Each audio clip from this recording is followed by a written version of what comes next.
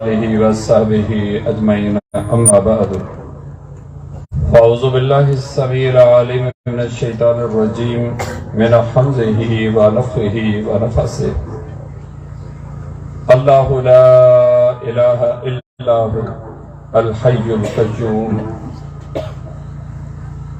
फ़ज़ीलतुश शेख मुहद्दिसुल असर अल्लामा अब्दुल्लाह नासिर रहमानी हफ़िज़हुल्लाह अमीर जमीयत अहले सिंध ऐं ॻोठ बागो खान जमाली में अॼु जुमतुल मुबारक जे ख़ुतबे ॿुधण जे लाइ शरीक थींदड़ पंहिंजे सभिनी इल्म वारनि आयल महिमाननि दोस्तनि अहबाबनि ऐं परे परे खां हिते हाज़िर थींदड़नि जी ख़िदमत में अस्सलामु अलैकुम वरहमतुल्लाहि वबरकातुहू।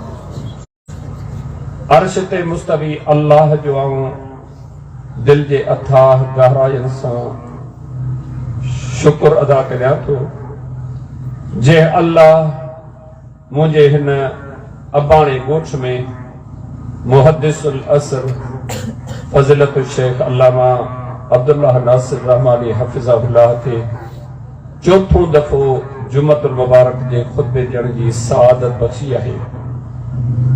बुनियादी तौर ते आउं हिकु ग़रीब पीउ जो पुटु हुअसि। मुंहिंजे मथां अल्लाह जा जेके एहसान आहिनि उन जा जेके मूंसां थोरा नवाज़िशूं आहिनि उन्हनि जो को काथो ऐं ॻाढ़ेटो न आहे। शेखुल अरब वल अजम अल्लामा सैयद बदियुद्दीन शाह राशिदी रहमहुल्लाह शाल अल्लाह जी क़ब्र खे नूर सां मुनव्वर करे अल्लाह जी क़ब्र के बेश्त जे बागन मां हिकु बाग बनाए अल्लाह जी क़ब्र ताहत निगाह कुशादी फरमाए। मुंहिंजे लाइ इहा एज़ाज़ जी ॻाल्हि आहे। सन 1983 ईस्वी खां वठी संदन वफ़ात ताईं आउं संदन हिकु अदना ख़ादिम ऐं संदन कातिब ऐं संदन ख़िदमत गुज़ार रहियो आहे। संदन वफ़ात खां बाद अल्लाह जे एहसाननि जो सिलसिलो रुकियो कोन। मुंहिंजे अल्लाह मूंखे इन लाइक़ बनायो जो अल्लामा अब्दुल्लाह नासिर रहमानी हफ़िज़हुल्लाह जी क़ियादत संदन तरबियत संदन सिख्या संदन वाक़फ़ियत संदन वाबिस्तगी मूंखे हिन लाइक़ बनायो आहे। अल्लाह जी तौफ़ीक़ उन जी रहमत खां पोइ संदनी सोहबत ऐं तरबियत जो नतीजो आहे जो आउं तव्हांजे साम्हूं ही कचा फिका लफ़्ज़ ॻाल्हाए रहियो आहियां। आउं अल्लाह रब्बुल इज़्ज़त जो घड़ी घड़ी बार बार शुक्र अदा करियां थो जो मुंहिंजे रब मूंखे हिन ॻोठ वारनि जी जमायत नसीब कई आहे। मुंहिंजा ॻोठाणा मुंहिंजा मुहिबनि मुंहिंजा दोस्त आहिनि मुंहिंजी जमायत जा आहिनि। आउं गुनहगार आहियां। मूं में कमियूं कोताहियूं ऐब आहिनि उहे मूंखे माफ़ कनि। आउं फ़रिश्तो न आहियां पर यकीन ॼाणो ऐं बागो जमाली वारो अवां मुंहिंजी ज़रूरत आहियो। मुंहिंजे जीअ में अवां लाइ जायूं आहिनि। अवां खां सवाइ आउं अकेले सिर भला ॿुधायो छा थो करे सघां? कुझु बि न। ही अल्लाह जो फज़ल अल्लाह जी महिरबानी अल्लाह जो एहसान आहे। उन खां पोइ तव्हां बागो जमाली वारनि जा मुंहिंजे मथां अणगणिया एहसान आउं तव्हांजा एहसान लाहे नथो सघां। आउं ॻाया ज़रूर थियो ॿियो रब खे अर्ज़ कंदुसि तव्हांजा इहे थोरा एहसान उन्हनि जा बदिला मूंखे रब ॾिए। मूं में का कमी का कोताही ॾिसो अल्लाह ताला मूंखे माफ़ करियो। मुंहिंजूं ख़ुशियूं ही आहिनि। मुंहिंजी ॿी का ख़ुशी कान्हे। मुंहिंजी ख़ुशी ही है अवां जे हिन ॻोठ में जय्यद आलिम अचनि रब जी तौहीद पैगंबर जी सुन्नत क़ुरान ऐं हदीस जो फ़हम पहुचाइनि। मुंहिंजी ख़ुशी बि आहे मुंहिंजो जीअण पियो आहे शल मुंहिंजो मरण पे ईअं थिए जीअं दुनिया में अवां सां गॾु आहियां चाहियां थो त बेश्त में अवां सां गॾु हुजां। अवां जा एहसान अवां जा थोरा अवां जा गुण आउं लाहे कोन सघंदुसि। माइरुनि जा भेनरुनि जा ग़रीबनि जा अमीरनि जा सभिनी जा थोरा एहसान आहिनि जंहिंजे नतीजे में ही अज़ीम शान इज्तिमा मुनक़द थियो आहे। तव्हीं मूंखे ॿुधायो पैसनि में दुनिया दौलत में ॿिया ॻोठ सां खां घणा मथे आहिनि। इहे असांजे हिन ॻोठ ते अल्लाह जो एहसान आहे जो रब्बुल आलमीन ही तौफ़ीक़ बख़्शी आहे जो अॼु असीं तव्हां अॼु हिकु अज़ीम मुहद्दिस नसीहतूं ॿुधी चुका आहियूं। जमात अहल हदीस अल्लाह जी ज़मीन ते उहा जमात आहे जिन वटि पेश करण जे लाइ या रब जो क़ुरान या मोहम्मद सल्लल्लाहु अलैहि वसल्लम जो फरमान आहे। अवां तक़रीबन कलाक खन जूं नसीहतूं ॿुधियूं आहिनि। इन में तव्हां कंहिं पीर, कंहिं बुज़ुर्ग, कंहिं कब्र वारे, कंहिं दरगाह वारे, कंहिं सजादा नशीन, कंहिं झंडे वारे, कंहिं अंगास वारे जी ॻाल्हि कान ॿुधी आहे। रब जो फरमान, पैगंबर जो फरमान, अक़ीदे जी ॻाल्हि, अमल जी ॻाल्हि, इहा ई दावत आहे जमात अहल हदीस जी। ही ॻोठ, हिन ॻोठ जूं घिटियूं, रस्ता, हिन ॻोठ जा लोढ़ा, हिन ॻोठ जा मन ऐं हिन ॻोठ जा कख अॼु सच पुछो त अल्लाह जी रहमत सां रोशन आहिनि। थी सघे तो ॿियनि खे अहसास न थिए, पर मुंहिंजी हिन जमात जे लाइ इज़त जी ॻाल्हि आहे जो हिन ग़रीब ॻोठ में अमी परे परे खां आया आहियो। मुंहिंजो रूहानी पीउ मोहतरम हाजी बशीर अहमद मुग़ल, अल्लाह हुनजे हयाती में बरकत ॾिजे। उन जे ख़ानदान जा मुंहिंजे मथां जेके एहसान आहिनि, सच पुछो त आउं लाहे नथो सघां। उन लाइ दुआ गुअनि। अॼु मुंहिंजो रूहानी पीउ पंहिंजे औलाद समेत हिते मौजूदु आहे। मेहर खां आयल मुंहिंजा अहबाब हिते मौजूदु आहिनि। ऐं परे परे ताईं ॾिसां पियो, सभिनी खे ॼाणा सुञाणा थो, मिली बि नथो सघां, हथ बि नथो मिलाए सघां। मूंखे अहसास आहे अवी किथां किथां आया आहियो। हिकु हिकु विख जो आउं तव्हांजो शुक्रगुज़ार आहियां। जेके मुंहिंजे बदन ते वार आहिनि, मुंहिंजे बदन में जेको रत जो फुड़ो फुड़ो आहे, ऐं मुंहिंजी जमायत, मुंहिंजो ही ॻोठ, अवां सभिनी आयल जो शुक्रगुज़ार आहे। शान रब्बुल आलमीन उन विख विख जा तव्हांखे भाड़ा ॾे, जेके विखूं खणी तव्हां हिन ग़रीब पसमानदा ॻोठ में पहुतायो। अल्लाह रब्बुल इज़्ज़त तव्हांजो अचण क़बूल करे। ही जमात अहल हदीस जी दावत आहे जेका तव्हां ॿुधी आहे। नाले जा अहल हदीस न थियो, इहा नसीहत कंदुसि। अहलुल हदीस हीरा, जवाहर, मोती, सोन, चांदी, दुनिया दौलत जा ढेर हुजनि, कायनात जे रब जो कसम खणी करे चवां थो त इहो लक़ब असांखे उन्हनि सभिनी खां वधीक अज़ीज़ आहे। असांजी सुञाणप, असांजो तशख़ुस, असांजो मेलाप इन ई सिलसिले में आहे। आउं छा आहियां? सच पुछो उलमा जे पेरनि ते जेका मिटी पवे थी न, उन लाइक़ बि कोन आहियां। मुंहिंजे अल्लाह मूंखे हिन अज़ीम इंसान सां सोहबत ॾिनी आहे। ही जमात अहल हदीस जो तशख़ुस सुञाणो। जंहिं बि जाइ ते हुजो, तौहीद सुन्नत जे ख़िलाफ़ का ॻाल्हि करण जे लाइ मिले न, अमी सम्झो त अमी अहलुल हदीस आहियो। ईअं न करियो, ईअं न चओ, ईअं न ॾिसो। इहा नसीहत आहे। अॼु मुंहिंजे हिन उस्ताद जे इलाइक़े सैयद बदरुद्दीन शाह राशिदी रहमहुल्लाह मुंहिंजो उस्ताद आहे। हिन इलाइक़े जी अज़ीम हस्ती आहे, शख़्सियत आहे। ही जेके कुझु ॾिसो पिया न, अल्लाह जो फज़ल, अल्लाह जी महिरबानी। उन अज़ीम इंसान जो पोखिल विज हो, विधल चकी हुई, जेका अॼु वधी वड़ थी आहे, जंहिंजी छाव में आऊं तव्हां वेठा आहियो। मुंहिंजे उस्ताद जो इल्मु, उनजो फ़हम, उनजी ज़ेरकी तव्हां ॾिसो।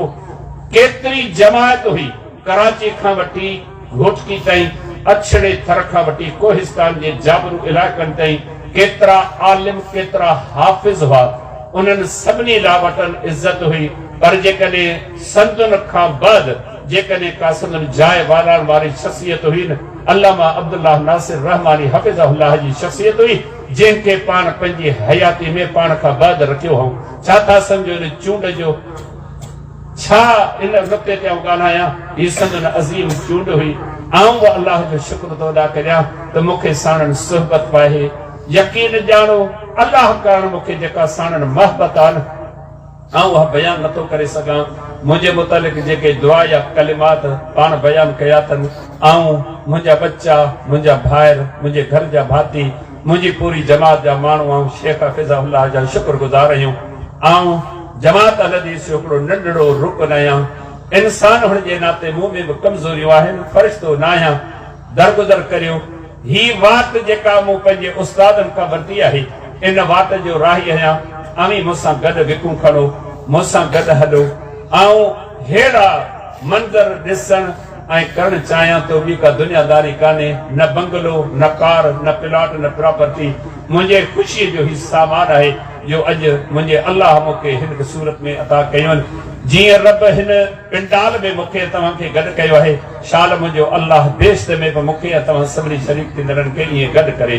अल्लाह रब्बुल इज़्ज़त तव्हांजो अचणु क़बूल करे। गुज़ारिश आहे इंशाअल्लाहुल अज़ीज़ 3 मार्च ते न्यू सैदाबाद शहर में जेको मुंहिंजे उस्ताद सैयद वलीउद्दीन शाह राशिदी रहमहुल्लाह जो शहर आहे, उनमें असांजे मुहसिन, असांजे फाज़िल दोस्त, असांजे निहायत करीबी साथी मोहतरम जनाब मौलाना अब्दुल रज़ाक दल हफ़िज़हुल्लाह, जिन जे मेहनतुनि जो समर इंशाअल्लाह ज़ाहिर थियण वारो आहे। ही शख़्स अथव हिन जी पारत हुजे, ही अल्लामा अब्दुल्लाह नासिर रहमानी हफ़िज़हुल्लाह जो सदक़े जारिया अथव। असांजे हिन उस्ताद जे शहर खे इल्म जी रोशनी ॾियण वारो ही शख़्स अथव।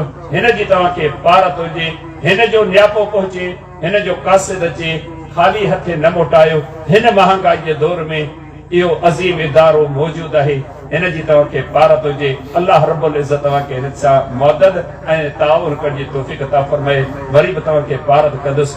अल्लाह ताला अवां सभिनी खे जज़ा ख़ैर अता फरमाए। उन तक़रीब में बि शिरकत जी दावत वरी बि अॼु बि तव्हांखे अर्ज़ कयूं था। उन खां अलावा अर्ज़ आहे कुछ दीनी किताब मोहतरम हाफिज शबीर अहमद जमाली साहब जा कुछ मुंहिंजा कच्चा पिका अखर किताबी सूरत में ॿाहिरि स्टॉल ते मौजूद आहिनि। तौफ़ीक़ हुजे, सम्झ में ॻाल्हि अचे, ज़रूर ख़रीद करियो, पर ज़रूर ख़रीद करियो। पंहिंजे हाल, पंहिंजी हैसियत आहर अवां महिमाननि जे लाइ शाया निशान खाधो तयारु करे नथा सघूं। अवी पंहिंजे पाण खां पुछो, जेकॾहिं हेतिरा महिमान अचनि, शायदि अवी करे सघो जो तव्हीं असां खां वधीक हूंदे वारा आहियो।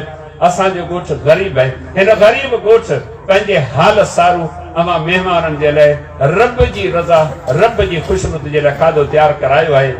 ऐं अलाह जो फज़ल आहे, रब जेकी ॾिनो आहे अवां जे साम्हूं असां पेश कंदासीं। एतिरी आराम सां, इत्मीनान सां, सुकून सां हिते वेहिजो। कारकुननि खे गुज़ारिश आहे पंहिंजे महिमाननि जी शाया निशान ख़िदमत कनि।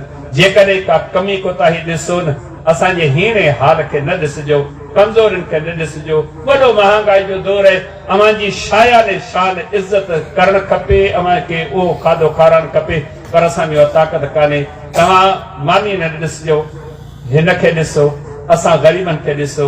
का कमी कोताही थिए दरगुदर कजो, मता सम्झिजो त साईं जे ॻोठ वियासीं, असांखे मानी कान मिली या शाया निशान मानी कान मिली। सभिनी खे असीं शेख हफ़ीज़ुल्लाह सां मानी नथा खाराए सघूं। तव्हीं इन्हनि ॻाल्हियुनि खे सम्झो था। ऐं तव्हां खां माफ़ी बि घुरंदुसि जो आउं तव्हांखे सही नमूने सां इहो मक़ाम नथो ॾेई सघां, जो मजबूर आहियां। उमेद आहे मुंहिंजो ही उज़ुर अव्हांखे सम्झ में बि ईंदो ऐं क़बूल बि कंदव। रब्बुल आलमीन खां ऐं उन्हनि लाइ दुआ कयां जिन मुंहिंजे कमज़ोर हीणे आवाज़ जो भरम रखियो, पंहिंजे हाल सारो मूंसां ताउन कयो।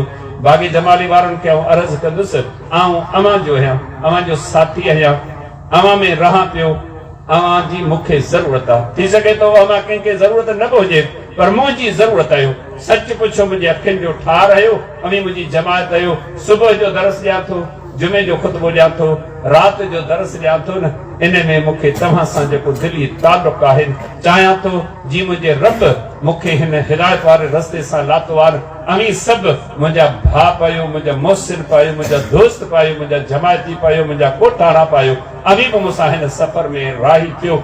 शाल रब्बुल आलमीन मुंहिंजी अवां सभिनी जी हिन हाज़िरी खे क़बूल मंज़ूर फरमाए।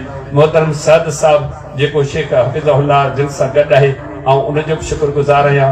ऐं मुंहिंजे लाइ हीअ एज़ाज़ जी ॻाल्हि आहे जो शेख हफ़ीज़ुल्लाह हिकिड़ी राति अॻु में अचे थो। इहा असांजे लाइ सुकून जी ॻाल्हि आहे। रोड ब्लॉक थिए, कई मसाइला थी सघनि था, ऐं सभिनी माण्हुनि जे साम्हूं पंहिंजे फाज़िल दोस्त मोहतरम रईस अहमद यार जमाली हफ़ीज़ुल्लाह जिन जो तहे दिलि सां शुक्रगुज़ार आहियां। उन्हनि जूं अहसानमंदियूं, नवाज़िशूं थोरा ऐं विसारे नथो सघां, न लाहे सघां थो। संदसि लाइ दुआ गो आहियां, जंहिं काल खां वठी जेकी शेख हफ़ीज़ुल्लाह जिन सां रिफ़ाक़त कई आहे, ख़िदमत चाकरी कई आहे, रब खे निभारा ॾींदो। मूं वटि दुआनि खां सवा वटनि ॿियो कुझु बि कोन्हे को। तव्हां आयलनि जा मूं ते अणगणिया अहसान, लखे करोड़े न अणगणिया अहसान। शाल रब्बुल आलमीन अवां ऐं मुंहिंजी हिन हाज़िरी खे क़बूल मंज़ूर फरमाए। तव्हां आराम सां वेहिजो ऐं असांजा ख़ादिम, तव्हांजा ही साथी, अवांजा भाइर अवांजी ख़िदमत कंदा।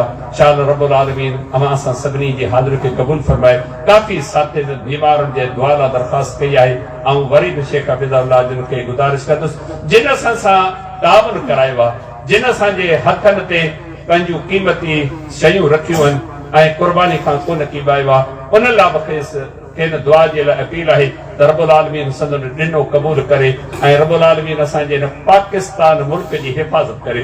सच पुछो, ही मुल्क असांजी सूंह अथव, हलाइण वारनि जी ॻाल्हि नथो करियां। ही मुल्क असांजी सूंह आहे, तशख़्ख़ुस आहे, पाकिस्तान असांजे रूह जी शइ आहे। इन सां दिली तौर ते असीं मोहबत करियूं था, जंहिं सूबे में रहूं था ही उन मुल्क जो हिस्सो आहे। दुआ घुरो त अल्लाह ताला हाकिमनि खे हिदायत ॾे, सम्झ ॾिए, असीं उन्हनि जे लाइ दुआ करे सघूं था। को कड़ो कसो गुतो बेहूदा लफ़्ज़ न कढंदासूं जो शरीयत जी इजाज़त कान्हे का। अल्लाह उन्हनि खे तौहीद ऐं सुन्नत जी सम्झ ॾे, हिन मुल्क जी वारसी कनि जेको मुल्क कलमे ला इलाहा इल्लल्लाह जे बुनियाद ते हासिल कयो वियो। शाल अल्लाह ताला हिन मुल्क जी हिफ़ाज़त करे। शेख हाफ़िज़ुल्लाह जिन खे गुज़ारिश आहे त वरी बि बीमारनि जे लाइ, आयलनि जे लाइ, क़ुर्बानी ॾींदड़नि जे लाइ, मुल्क लाइ, मुल्क जे वारिसनि जे लाइ, मुंहिंजे लाइ, मुंहिंजे बचड़नि लाइ, मुंहिंजी अम्मा, मुंहिंजे बाबा ऐं मरी वियल सभिनी साथियुनि जे बख़्शिश मफ़त जे लाइ दुआ कनि। वमा अलैना इल्ला अल-बलाग।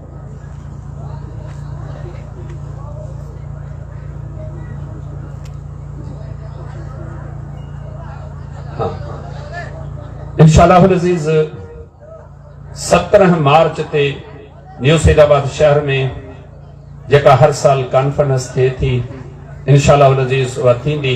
अवां साथियुनि खे उन जे लाइ तयारी बि करणी आहे, गॾोगॾु ताउन जे लाइ बि तव्हांखे कोशिशि करणी आहे ऐं रब्बुल आलमीन तव्हांखे तौफ़ीक़ ॾींदो।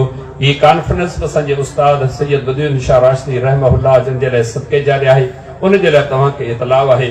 गॾोगॾु शेख हाफ़िज़ुल्लाह जिन जे मदरसे में बि दरस बुखारी जी तकलीफ़ थिए थी, उहो बि बाद में इंशाअल्लाह तव्हांखे इतलाउ मिलंदो। ऐं साईं मौलाना अब्दुल रज़ाक दल हफ़िज़हुल्लाह जे दरस बुखारी जी तकलीफ़ जे हवाले सां तव्हांखे ॿुधायो वियो आहे त 3 मार्च ते इंशाअल्लाह वॾनि प्रोग्राम थींदो। शाल रब्बुल आलमीन जज़ाए ख़ैर।